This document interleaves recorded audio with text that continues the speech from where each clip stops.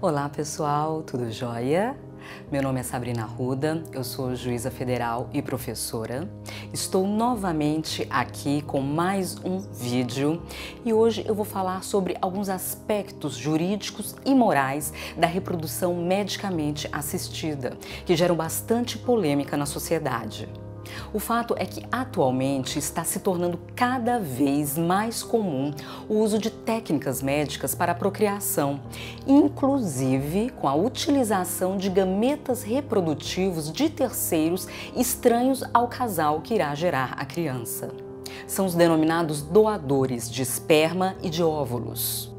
E daí surgem algumas importantes indagações referentes aos direitos de personalidade e de família das pessoas envolvidas neste procedimento.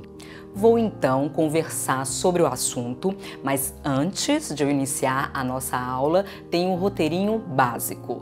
Deixe o seu joinha, se inscreva aqui no meu canal e não se esqueça de ativar o sininho, assim você poderá acompanhar os conteúdos que eu irei publicar.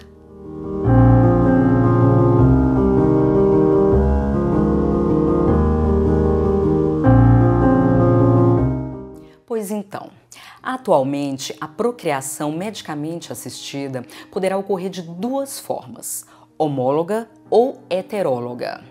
E o que é isso?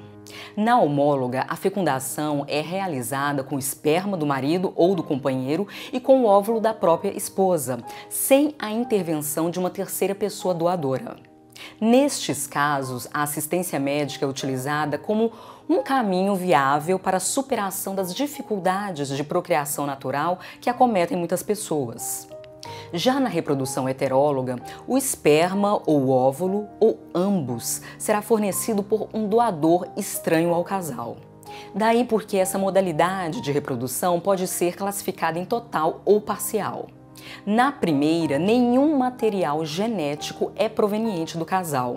Já na segunda, o material genético de pelo menos um dos membros do casal é utilizado. Essa intervenção de um terceiro na reprodução decorre da inexistência, da insuficiência ou da má qualidade do material genético do casal, seja do homem, da mulher ou dos dois. E nesses casos, a ciência, através do emprego da tecnologia da reprodução medicamente assistida, se propõe a resolver essa barreira fisiológica. Em relação à procriação homóloga, há boa aceitação por parte da sociedade, com pouca controvérsia. Já no que se refere à procriação heteróloga, a aceitação pela comunidade é um pouco mais complicada. Como há necessidade do uso do material genético de um terceiro, diverso do casal que pretende procriar, isso gera uma maior perplexidade. Imagine só uma mulher que irá abrigar em seu ventre por 9 meses um filho que geneticamente não é seu, apenas do marido, ou às vezes não é nem dela nem do marido. Há uma resistência na área do direito de família e da bioética, além dos claros empecilhos sociais, morais e religiosos. Por isso mesmo que eu vou indicar algumas das celeumas jurídicas e morais que envolvem a procriação heteróloga. Eu inicio com as justificativas contrárias e depois eu passo para as explicações que são favoráveis a este tipo de procedimento médico. E aqui eu quero reforçar que eu estou apenas transmitindo as diversas correntes sobre este tema, no exercício da minha atividade de lecionar e de apresentar vários pontos de vista sobre a controvérsia que está sendo debatida. Bom, o primeiro obstáculo é apresentado por alguns autores que entendem que a inseminação medicamente assistida com esperma de um terceiro doador deveria ser equiparada a um autêntico adultério. Seria o denominado adultério ginecológico. E a ilicitude não seria excluída mesmo que o marido estivesse plenamente de acordo com o procedimento. Bom, é uma vertente, afinal de contas, no mundo jurídico sempre há argumentos dos mais criativos e inusitados. Claro que eu respeito quem pensa dessa maneira, mas eu não concordo com esta linha de pensamento. Enfim, Há também no campo doutrinário outros fundamentos contrários a este procedimento. O princípio da dignidade da pessoa humana, por exemplo, configuraria um impedimento para a doação de gametas destinados à fertilização heteróloga. Isso dentro daquela ideia de que o biologismo seria o elemento único para a determinação da filiação natural. Isto é, o recurso a técnicas reprodutivas que envolvam gametas de pessoas estranhas ao casal seria contrário à naturalidade das coisas, ao sistema do universo, aos princípios da criação. Em suma, seria uma espécie de injúria, um atentado contra o biologismo. Um outro fundamento afirma que o surgimento de uma pessoa estranha ao seio familiar quebraria a intimidade do casal e afetaria a harmonia da unidade da família, bem como romperia o vínculo genético que liga o filho a um ou a ambos os genitores. Isso, alegadamente, causaria maiores dificuldades de aceitação por aqueles que são atrelados à filiação como uma condição biológica. Há ainda os que argumentam que a não aceitação da invasão de um terceiro na relação do casal decorreria do fato de existir a possibilidade de adoção, o que resolveria o desejo de ter um filho, bem como atenuaria as situações de grave carência social. E mais, alguns juristas consideram que o direito fundamental de procriar deve ser entendido como o direito a ter filhos próprios, o direito à descendência biológica direta. E considerando que a reprodução medicamente assistida com recurso a um doador de gametas não seria, a rigor, uma forma de procriar, de gerar um filho de si próprio, alguns estudiosos afirmam que ela não configuraria um direito fundamental da personalidade e seria até mesmo inconstitucional por violar a família. Por fim, dentro de uma perspectiva religiosa, há aqueles que afirmam que as técnicas de procriação heteróloga são moralmente inaceitáveis, porque dissociam o ato sexual do ato procriador. Bom, estes são os argumentos contrários. E claro, temos, de um outro lado, aqueles que defendem a reprodução heteróloga. De forma resumida, eles afirmam que o fundamento de que o doador pode destruir a relação do casal não pode ser considerado absoluto, pois não necessariamente este terceiro irá prejudicar a relação familiar.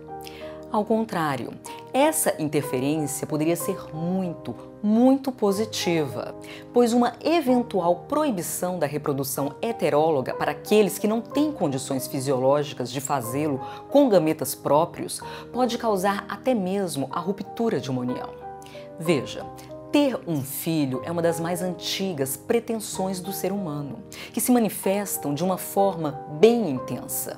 E a frustração deste desejo causa um sentimento de muita dor, tristeza e se reflete no relacionamento do casal, podendo, inclusive, provocar a dissolução do casamento.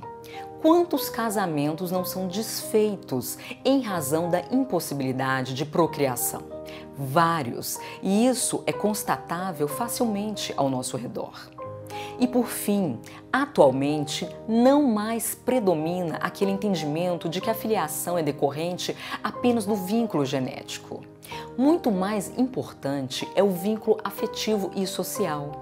E o direito de família já incorporou de forma bem pacífica essa ideia de relação socioafetiva. Vamos lá. O direito de família recebeu uma forte influência e repercussão dos avanços tecnológicos na área de reprodução humana, envolvendo as fontes de paternidade, de maternidade e de filiação.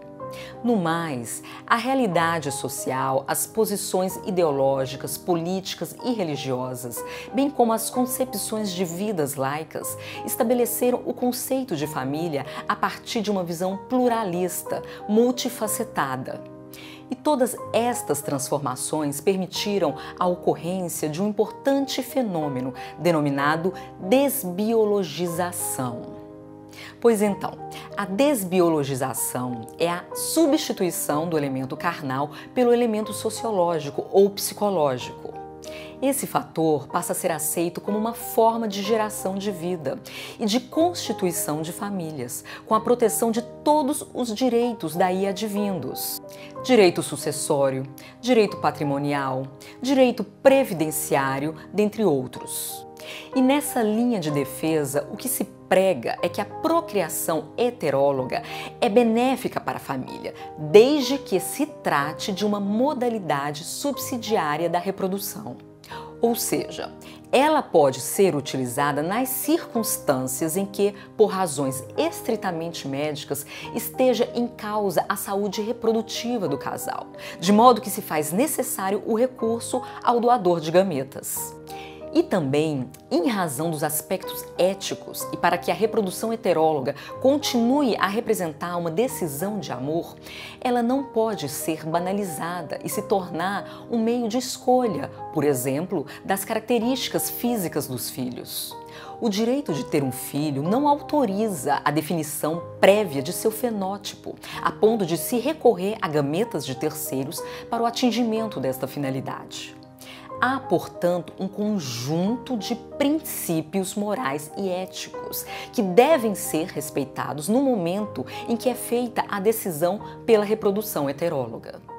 Pois bem, apresentados estes argumentos pró e contra a procriação heteróloga, resta saber, do ponto de vista legal, ela é ou não admitida?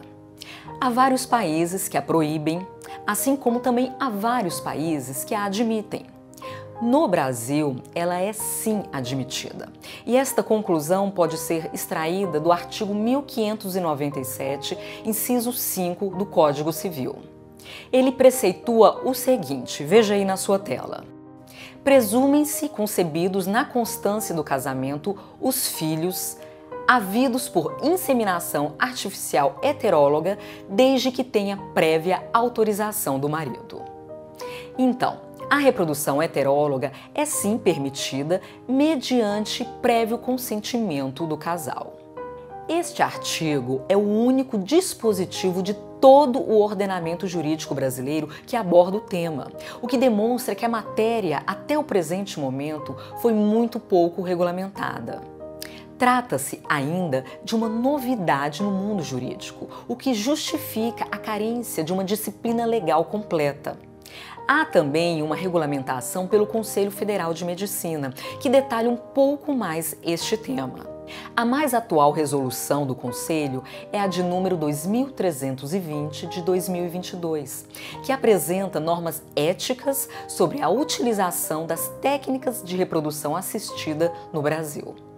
Então, hoje, nós temos no Brasil 2 diplomas normativos sobre a reprodução heteróloga, o Código Civil e a Resolução 2320 do Conselho Federal de Medicina, que admitem este procedimento. Portanto, sob a perspectiva do casal que resolve recorrer a esse método de reprodução, não há óbice, não há obstáculo legal. E há, inclusive, inúmeras clínicas no Brasil afora que prestam este serviço médico. Mas e se nós adentrarmos na perspectiva da criança que foi gerada através da reprodução heteróloga? Essa criança, em um futuro, teria o direito de descobrir a identidade do seu pai, da sua mãe, dos seus genitores biológicos? Por outro lado, e o doador do gameta? Teria ele o direito de ter sua intimidade e privacidade preservadas através do anonimato? Ou ele não teria esse direito ao anonimato? Bom, se vocês quiserem saber as respostas a tais questionamentos, me aguardem no vídeo da próxima semana, no qual eu irei expor essa outra polêmica decorrente da reprodução heteróloga. Espero vocês até lá. Um grande abraço e um beijo!